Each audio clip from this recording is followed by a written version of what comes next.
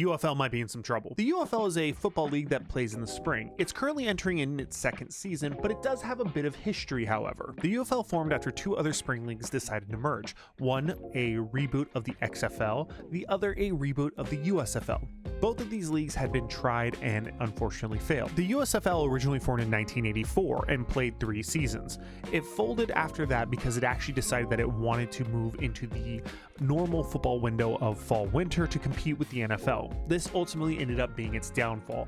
ESPN has a great documentary about this called Small Potatoes, and it really goes into depth of what happened and why the league failed. Really recommend it. The USFL was a great thing because it actually competed against the NFL for a few different reasons. A lot of players actually decided to go to the USFL instead of the NFL for multiple reasons. Some stars actually got their start in the USFL before transitioning to the NFL.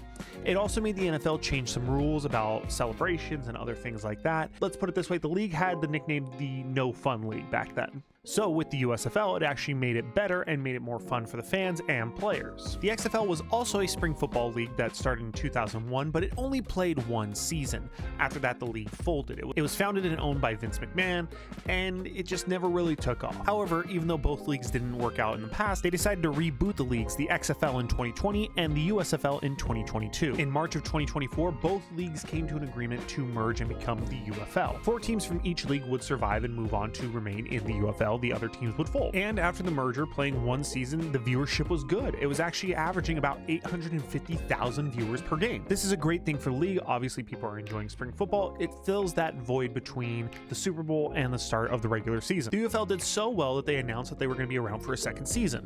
This was great news for the players, coaches, everyone involved, and it actually led to the players forming a union. That's where all the problems are starting. Now, this is not against unions whatsoever.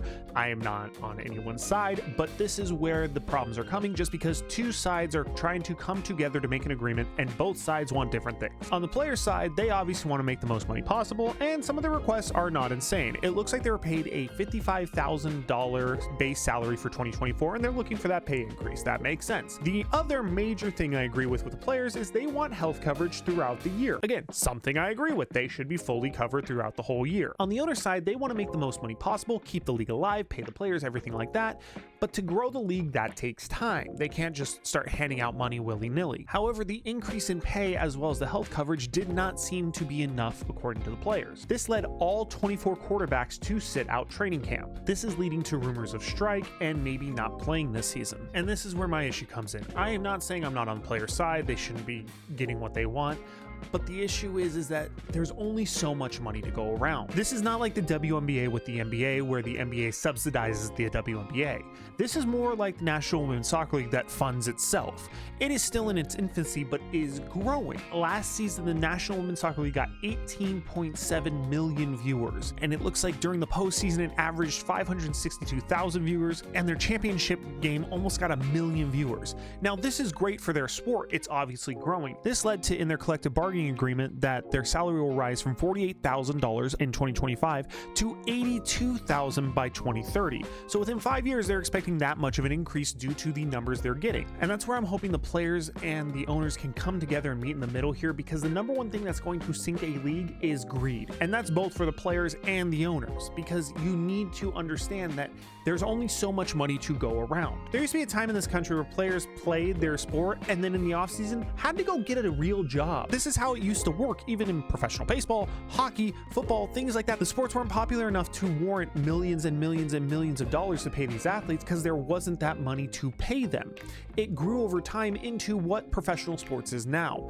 The UFL needs to understand this, both players and owners, and try to grow the sport at a rate that is comparable, but also live in reality and understand that money's tight and you need to make it work. The unquestioned thing is that the players should have health care all year. If they play for you at any point, you should just cover them for the year. That I agree with 100%. When it comes to the financial part of it, you have to understand where the league is. They are entering year 2. The XFL had not played a full season until The Rock bought them. Literally, after 1 season each time, they folded due to bankruptcy. My hope is the players and owners come to an agreement. They can play the season, keep growing the sport. Also, stop playing the sport in the middle of March Madness. Maybe bump it up a couple weeks, get some viewership there, a little closer to when football season ends to scratch that itch, but that's me just bitching about it. I just want to see the gameplay. I like it being that stopgap between the Super Bowl and training camp starting. So we'll keep an eye on this. Hopefully they come to an agreement, like I said. But what do you guys think? Do you think the UFL is actually going to play this season? Do you think they're going to get it together? Or do you think the league is eventually going to fold? Let me know what you think down in the comments. Make sure you leave a like, comment, and subscribe to this channel. And until the next one, guys, have a good one.